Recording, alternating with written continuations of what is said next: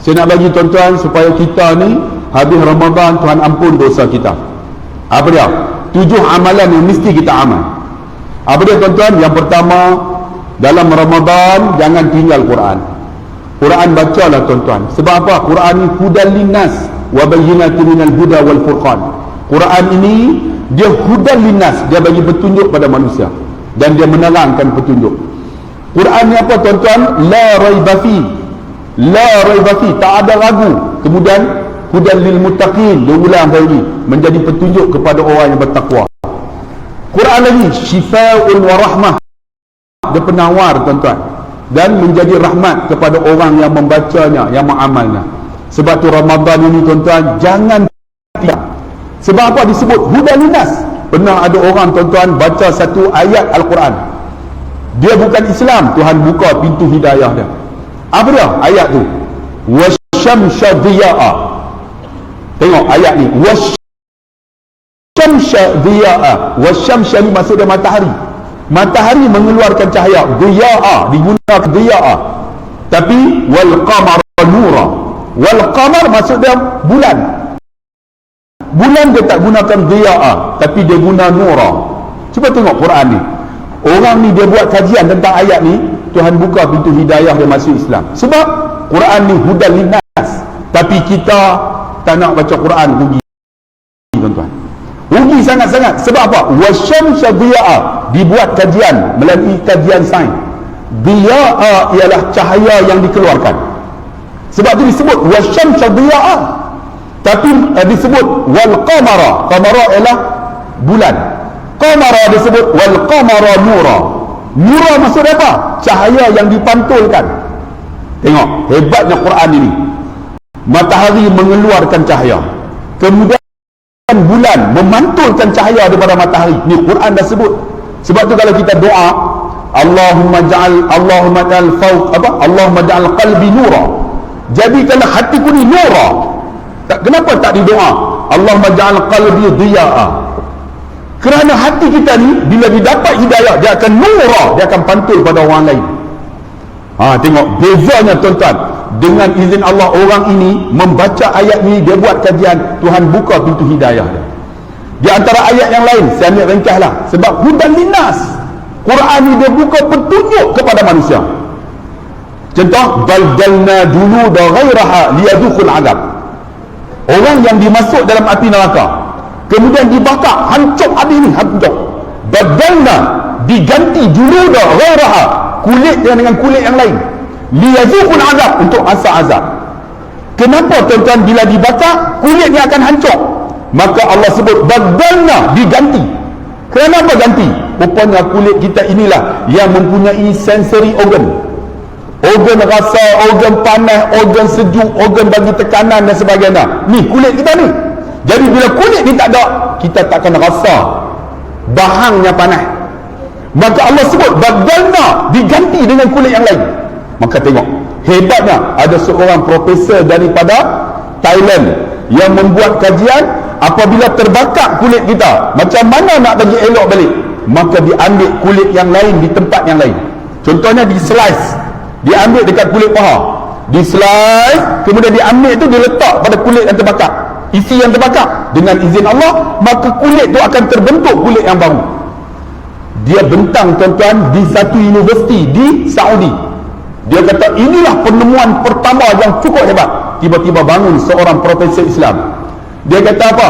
Sebenarnya Quran telah menceritakan 1400 dia baca ayat ni. Apabila kami dimasuk dalam api neraka, maka badannya kulit kami yang terbakar ini akan diganti kulit yang baru. Maka kami akan rasa azab. Apa penemuan kamu sebenarnya bukan yang baru. Kami dah jumpa dalam Quran 1400 tahun dulu.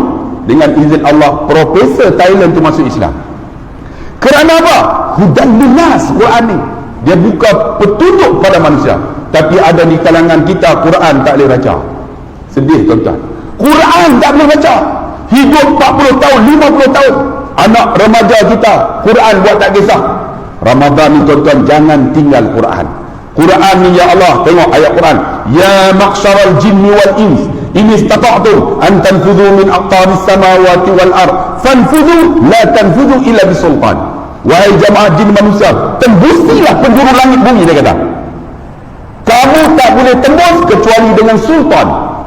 Sains buat kajian tuan-tuan, yang kata sultan itu benda yang menujah. Apa maksud benda menujah? Roket. Roket. Dengan izin Allah, ada orang baca ayat ni, dia buat kajian, dia masuk Islam. Kerana apa? Benda yang menujah ialah roket. Roket, kalau kita tudah naik ke atas, dia akan tembus, boleh naik ke bulan. Tengok, ini kajian sains. Kerana apa?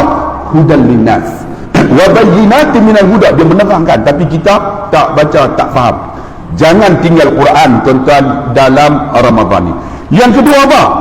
Jangan tinggal wuduk. Wuduk jangan tinggal, batal, ambil lah tuan-tuan. Kerana apa? Wuduk inilah tuan-tuan yang menjauhkan kita daripada syaitan. Walaupun wasul silati syaitan, Ramadan ni syaitan dibelenggu. Tapi tuan-tuan kena ingat, jin-jin tak dibelenggu, kan? Jin-jin masih ada. Nah, tambah-tambah tak kita pula keturunan jin, adik-beradik jin syaitan, kan? Ni kita ni wuduk jangan tinggal. Saya selalu cerita tuan-tuan, hebatnya wuduk ni tuan-tuan, dia akan membawa pada khusyuk solat. Kita banyak nak jaga solat, tapi wuduk tak jaga. Saya pernah cerita dalam YouTube, masa duduk di Madinah, saya ambil wuduk. Ada seorang syekh Arab, dia tepuk bahu saya tengah duk ambil wuduk. Dia tepuk-tepuk, bila dah habis, saya kata, limadha ya akhi, limadha ya syekh, ta'khul wuduk maratan ukhra. Dia kata, ambil wuduk sekali lagi. Saya kata, limadha? La, ta'khul wuduk. Dia suruh ambil wuduk, saya pun ambil ya. Bila ambil, dia tengok kita buat macam mana. Orang tengok kita ambil wuduk, kita buat bagi lambat sikit lah. Sebab orang tengok, kan, tengok dia buat tak lambat sikit, basuh tangan, basuh semua. Habis-habis nak solat, dia ikut saya, angkat takbir, dia tepuk. Ya akhi, dia kata, roh maratan ukhra, pergi sekali lagi, ta'khul wuduk, ambil wuduk. Saya dalam hati, mamat ni nak kena pombok dengan aku dah, kan? Dah lah aku ambil wuduk, nak suruh ambil lagi, saya pun ambil. Dia tengok, saya ambil. Bila ambil, dia tengok, saya pun habis, saya pergi. Dia ikut saya angkat takbir, dia tepuk. Ya akhi, roh maratan ukhra, pergi sekali ambil wuduk. Dalam hati, Muhammad ni aku nak kenal aku ni, kan, geram ni. 3 kali lah. Kali ketiga saya ambil wuduk tu, ketika saya basuh muka, dia bisik kat telinga, ya akhi, tad'u ila Allah, doalah kamu kepada Allah. Rupanya saya ambil wuduk tak ada doa. Saya kata, doa. Kita cakap Arab Ami, doa, mana doa? Dia pun bisik kat telinga, Allahumma bayyiz wajhi binurika yawma tazyadu wujuh awliyaika wa la tusawwiz wajhi bizulumatika yawma tazyadu wujuh a'daika. Saya ingat sampai sekarang, ya Allah, kau putihkanlah wajahku dengan nurmu seperti mana kau putihkan wajah awliyamu, dan jangan kau gelapkan mukaku seperti mana kau gelapkan muka musuh-musuhmu. Saya basuh muka, tersentuh hati, teriak saya. Tengok, basuh muka dengan doa. Kita ada doa. Adik ambil wuduk, doa tak? Basuh, haram tak doa pun. Boleh tengok member sebelah pula, malam ni ada kenduri tak? Cak ayam je, ya Aisyah rokok, basuh muka. Rokok ada rokok. Dia ni doa tuan-tuan, doa, basuh muka, doa. Basuh tangan kanan, dia bisik kat telinga, ya akhi, tad'u ila Allah, doa kepada Allah. Doa katanya, doa apa? Allahumma a'tini kitabi yamini, bagi suratan amalan tangan kananku ya Allah, bagi suratan amalan tangan kananku ya Allah. Teriak saya, wa a'udzubika an tu'tiya kitabi shimali, jangan bagi suratan amalan tangan kiriku ya Allah. Tuan-tuan, kita berdoa selalu, takkan Allah nak bagi suratan amalan tangan kiri kot, kan? Bila basuh kepala, Allahumma faqihni fid din wa 'allimni ta'wil waj'alni min ibadikas salihin. Ya Allah, bagiku faham agama, faham Quran, bagiku jadi orang yang salih. Doa ni dibaca mana? Nabi baca doa kepada Abdullah bin Abbas. Abdullah bin Abbas tuan-tuan, dia kuburnya berada di Taif. Sebelah kubur Abdullah bin Abbas ada seorang ulama besar. Tuan-tuan tahu siapa? Ulama itu yang menulis kitab Munyatul Musalli. Namanya Syekh Daud Fatani. Ada sebelah Abdullah bin Abbas. Hebatnya Abdullah bin Abbas dipegang kepalanya oleh Nabi. Nabi baca doa ni, Allahumma faqihhu fid din wa 'allimhu ta'wil waj'alhu min ibadikas salihin. Satu lagi doa apa yang dibaca kepada Anas bin Malik, dipegang dadanya ketika hijrah. Nabi baca apa doa? Tuan-tuan kena baca ni doa-doa ni, adik-adik. Allahumma rzuqhu malan wa waladan wa barik lahu. Pernah dengar doa ni? Yang Nabi baca kepada Anas bin Malik. Alhamdulillah, Allah panjangkan umur Anas bin Malik, seorang sahabat Nabi, maula Nabi. Allahumma rzuqhu malan wa waladan wa barik lahu. Ya Allah, berikan kepada dia harta, malan wa waladan, anak, dan harta anak ni berkat. Alhamdulillah, berkat Anas bin Malik. Dikatakan ulama, dia umurnya panjang sampai 250 tahun. Dia mati, tuan-tuan, Anas bin Malik sahabat Nabi, diganti dengan seorang ulama nama Malik bin Anas. Malik bin Anas seorang ulama yang menulis kitab Al-Muwatta. Al-Muwatta ni siapa baca bukan saja tak faham, tak nak baca pun susah. Al-Muwatta. Imam Malik bin Anas. Anas bin Malik ni Allah panjang umurnya kerana doa Nabi. Allahumma rzuqhu malan wa waladan wa barik lahu. Umur dia dikatakan 250. Isteri dia mati habis dah. Bini dia mati, nikah lagi, mati semua. Dia tak mati ni. Kemudian anak dia mati, dia tak mati ni. Lepas anak dia mati, cucu dia mati, dia tak mati. Lepas cucu dia mati, cicit dia mati, dia tak mati lagi. Lepas cicit dia mati, cicak mati, mangkarong mati, semua mati dia. Okey, dia tak mati lagi, tuan-tuan. Kerana apa? Kerana doa Nabi sallallahu alaihi wasallam. Sebab tu dua doa ni adik jangan tinggal.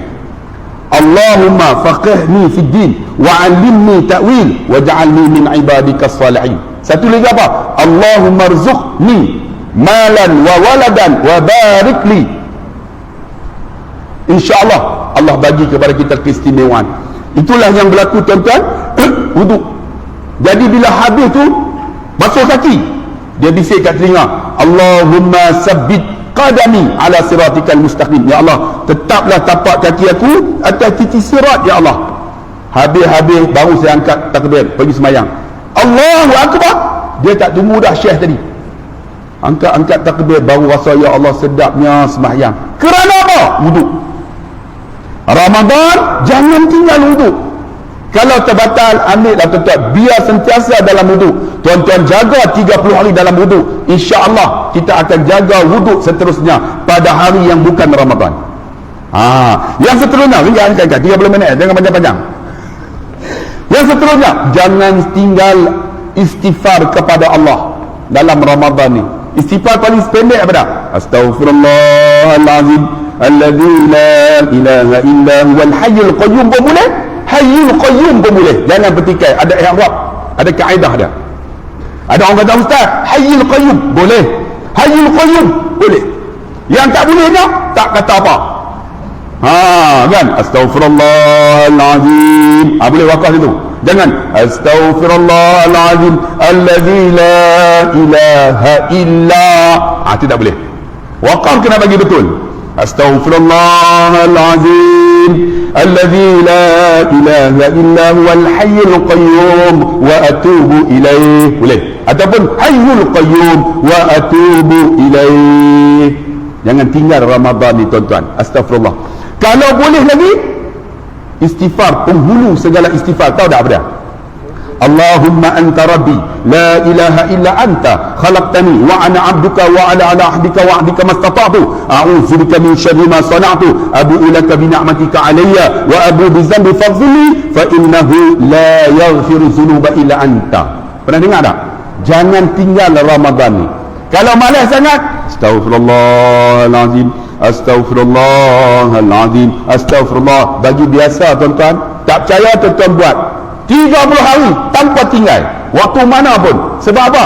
Ya ayyuhalladzina amanu zkurullah zikran katsira. Dalam ibadat yang lain, tuan-tuan, sembahyang nak kena ada wuduk, menghadap kiblat, tutup aurat. Ibadat Quran kena ada wuduk, tuan-tuan. Pegang Quran bagus, tengok dapat pahala banyak-banyak. Tapi ada satu amalan tak perlu wuduk. Tak menghadap kiblat pun boleh. Telanjang pun boleh. Telanjang pun boleh. Apa dia? Zikrullah. Tapi jangan telanjang lah. Dan ambil telanjang duk kira la ilaha illallah bawah tu. Tak elok lah kan, tak sesuai, itu makruh. Tapi nak bagi tahu dia sebut ya ayyuhalladzina amanu zkurullah zikran katsira. Tengok. Wahai orang beriman, ingatlah Allah banyak-banyak. Ingatlah Allah banyak-banyak. Sembahyang dia suruh qad aflahal mu'minun alladhina hum fi salatihim khashi'un. Sembahyang dia suruh khusyuk. Sembahyang bukan banyak. Kita sembahyang nak bagi banyak, semua buat. Haram tak khusyuk. Sembahyang dia suruh khusyuk. Quran dia suruh baca. Bukan dia suruh pegang. Tapi zikir dia suruh banyak. Bang, Ramadan jangan tinggal astagfirullahaladzim. Zikir apa pun boleh buat, tapi astagfirullah. Pernah berlaku ada seorang hamba Allah ni, tiba-tiba dia didatangi oleh Imam Ahmad bin Hanbal. Imam Ahmad bin Hanbal duduk rumah dia. Rupanya Imam Ahmad bin Hanbal ni dia pergi satu tempat, sampai dekat masjid tu, dia minta nak tidur dalam masjid. Tiba-tiba jawatan kuasa masjid tak bagi. Mamnuk. Dia kata tak boleh. Tak boleh. Saya Imam Ahmad bin kata, sebenarnya aku nak tidur sekejap saja malam ni, tak ada tempat. Tak boleh. Bila tak boleh, tentu dia keluar lah. Orang utara kata menonong kan, keluar menonong tu. Jumpa seorang anak muda. Anak muda ni tanya, tak kenal pun Imam Ahmad bin Hanbal. Saudara nak pergi mana? Saya tak ada tempat tidur. Tidur rumah saya. Bila tidur rumah dia, rupa-rupanya anak muda ni tuan-tuan, dia buat apa? Mesti astagfirullah. Buka pintu astagfirullah. Buat apa? Semua astagfirullah. Pagi esok dia ni buat roti, ambil tepung, astagfirullahaladzim. Semua astagfirullah. Imam Ahmad Hanbal ni tengok, dia ni selalu sebut astagfirullah. Lalu dia tanya, pasal apa hang selalu sebut astagfirullah? Dia kata, bila saya sebut astagfirullah, doa saya semua makbul. Ada tak doa yang tak makbul? Dia kata ada satu doa. Doa apa? Aku berdoa nak berjumpa dengan seorang ulama besar, namanya Imam Ahmad bin Hanbal. Terkejut Imam Ahmad bin Hanbal ni. Kamu tahu atau tidak? Sebenarnya yang duduk depan kamu ni, kamu tahu siapa? Tak. Akulah Imam Ahmad bin Hanbal. Menangis anak muda ni. Kerana apa? Kerana istighfar dia kepada Allah. Allah makbul doa dia. Macam tu juga tuan-tuan, saya bawa jamaah haji, jamaah umrah, 12 tahun tak ada anak. Duduk depan Kaabah, jumpa saya, Ustaz, dengan isteri dia. Tolonglah Ustaz, saya 12 tahun Ustaz tak ada anak. Ustaz tolong doa. Tuan-tuan tahu saya doa apa? Bukan saya doa ya Allah bagi dia anak. Tak. Saya doa apa? Ya Allah, saya suruh abang ni ikut. Ya Allah ampun dosaku, ya Allah, minta ampun dosa. Mungkin kita ada dosa, Allah tutup rezeki kita, di antaranya tak ada anak. Saya minta, dia minta, ya Allah, dia pun minta ampun dosaku. Saya cuba renung yang lain. Pokok ada dosa dengan mak ayah, adik-beradik, dengan isteri, dengan suami, dengan jiran, minta ampun dulu pada Allah. Dia pun minta, dia menangis tuan-tuan.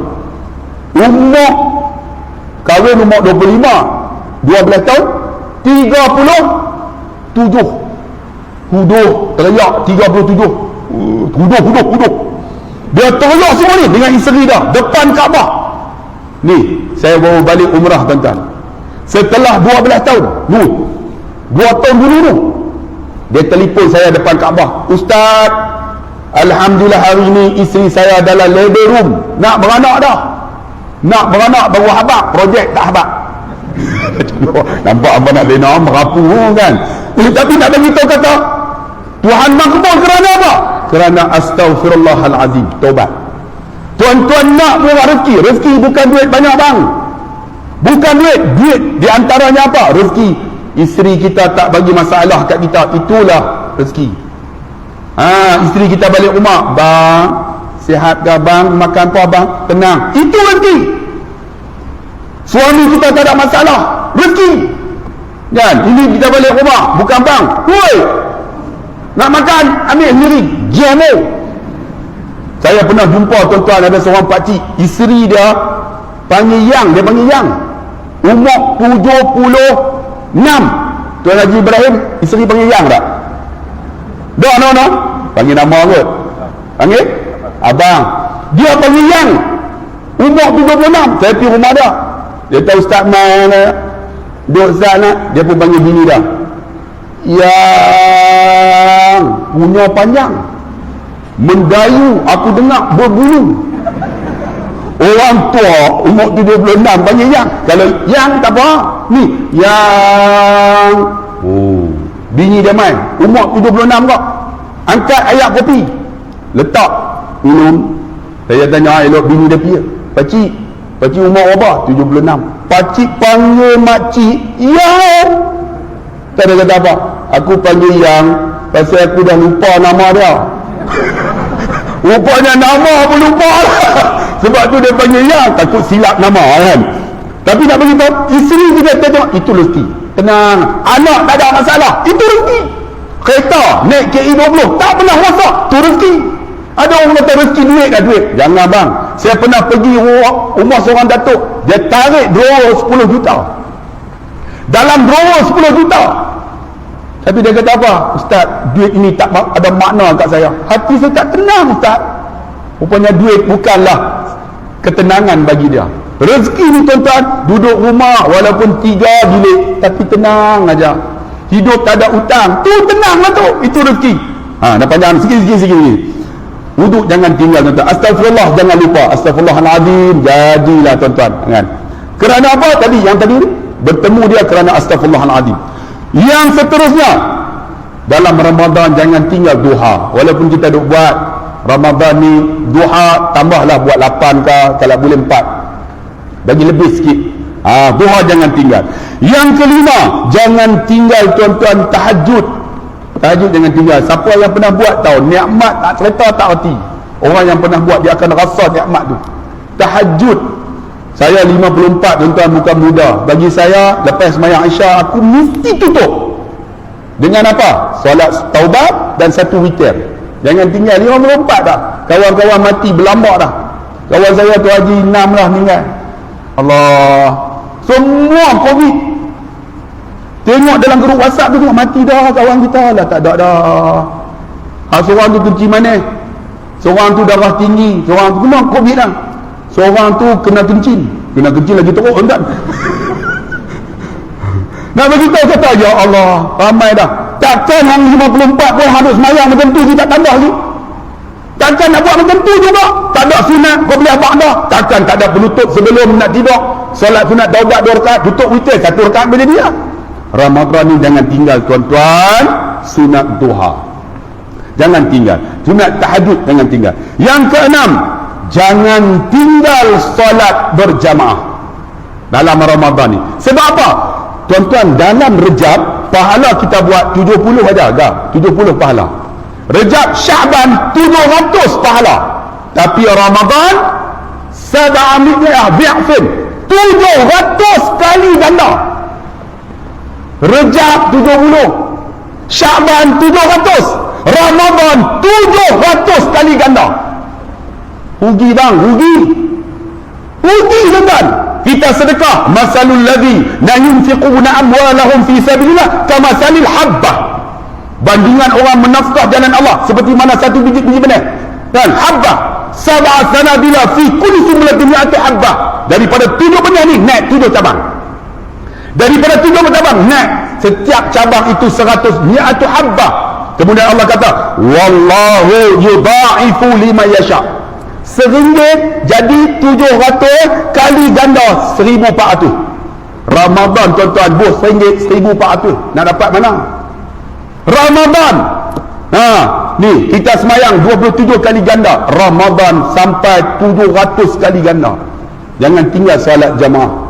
Kalau tak boleh buat masjid, berjamaah dengan isteri kita, keluarga kita. Jangan tinggal. Yang terakhir, sedekah. Sedekah Ramadan jangan tinggal pagi-pagi boleh. Sekarang ni tak susah. Tuan-tuan tak perlu datang masjid pun boleh sedekah. Online dah. Transfer RM10. Senang aja. Jangan susah hati. Ambil nombor account aja. Masjid At-Taqwa. Senang aja tuan-tuan. Ataupun pakai scan tu lah, scanner tu. RM5 setiap pagi. Sedekah subuh dalam Ramadan. Jangan tinggal sedekah bang. Ganda cukup lipat. Yang itulah pahala kita. Yang tuan-tuan tu ada duit dalam poket ni bukan kita punya. Bukan kita punya. Yang tuan-tuan bagi itulah kita punya. Saya pernah pergi ceramah, orang bagi kat saya 700 lah kalau start. Hari ni tak bagi, tak apa, aku saja main. Seronok, kaya aku. Seronok aja. Pergi lah start. Naik kereta BMW tu orang bagi. Bawa 700. Seronok tak kira. Sampai sebelum gurun tayar pancit. Keluar Allah, BMW bang, bukan kancing. Tayar BMW sebelah tak ada apa. Jangan tanya Allah, tepuk duit selalu baru dapat 700. Kata ada seorang main berhenti, ustaz, kita pun ada kenal, ustaz tayar pancit tak? Boleh tanya, ada tayar pancit, tanya lagi. Tak apa ustaz, saya ada kedai tayar, jom pergi kedai tayar. Dalam hati lega, free lah. Dia buat main towing tu, tarik sampai dia pasang, semua ada cas, tayar dia cas, towing dia cas, semua dia cas. Dia tengok, loh, lagi banyak. Bayar dalam hati saya, rupanya 700 tu bukan aku punya, milik dia tu punya, bukan aku punya. Menunjukkan apa? Yang kita bagi tu kita punya. Pagi-pagi lepas subuh tuan-tuan, transfer jalan ni. Jangan tuan-tuan kata Allah susah ustaz. Mana ada susah? Nak buat ibadat paling mudah, nak buat jahat susah. Jadi ingat nak buat jahat senang tak? Nak berzina senang tak?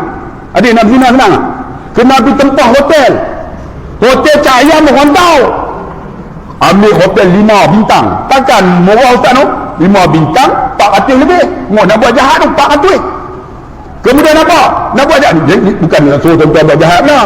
Ini hendak kata nak buat jahat bila susah. Mula pergi tempat lah macam-macam nak buat jahat. Nak buat baik tuan-tuan mudah tak? Allahu Akbar, transfer aja RM10 dalam sekelip mata je. Tapi ada orang sanggup buat jahat tapi tak sanggup nak buat baik. Ramadan ni tuan-tuan, bulan keampunan dosa. Kalaulah kita amal, InsyaAllah harap-harap ghufira lahu ma taqaddama min zambi, Allah ampun dosa kita dan jamin syurga Allah Subhanahu wa taala. Cukup setakat itu. InsyaAllah kita jumpa lagi. Banyak program bertemu saya ni.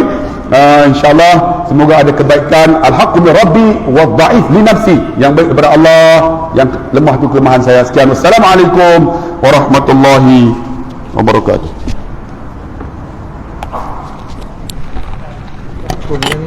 Program kat backstage.